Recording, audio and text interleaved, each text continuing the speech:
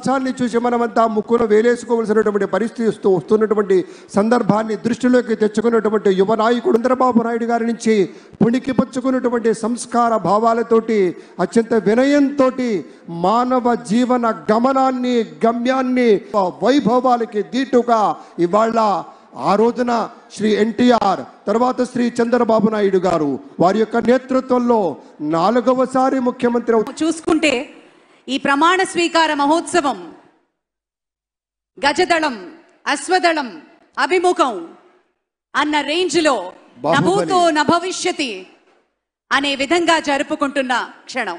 అంటే మనకు తెలుసు గతంలో వారి యొక్క నేతృత్వంలో నదుల అనుసంధానం కావచ్చు, నూతన రాజధాని ఏర్పాట్లు కావచ్చు, రహదారుల నిర్మాణ వ్యవసాయ విధానాలు కావచ్చు, ప్రతి చోట పారదర్శకత కావచ్చు అలా అవసరం అనిపించింది. It gives us great pleasure to welcome all the dignitaries across the world. ఇప్పుడు ఒక సాంస్కృతిక అంశంలోకి వెళ్లే ముందు ఒక ఆడియో విజువల్. అమరావతి నిర్మాణాలు అన్ని సంచలనాలు. కియా వంటి పరిశ్రమలను తెచ్చి ఆంధ్రప్రదేశ్ రాష్ట్ర వ్యాప్తంగా నాటిన పారిశ్రామిక అభివృద్ధి బీజాలు అభివృద్ధి వికేంద్రీకరణకు, సంపద సృష్టికి తార్కాణాలు.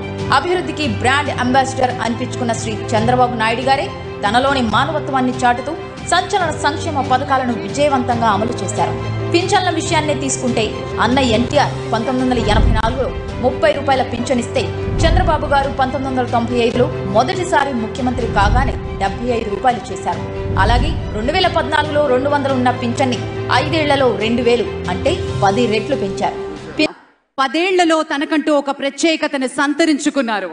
తండ్రికి తగ్గ తనయుడు 5 ఏళ్ల కీలక శాఖలకు ముఖ్యమంత్రిగా నవ్యాంధ్రకు పెట్టుబడుల కలను తీసుకొచ్చిన లోకేష్ గత 5 ఏళ్లుగా ప్రతిపక్షానికి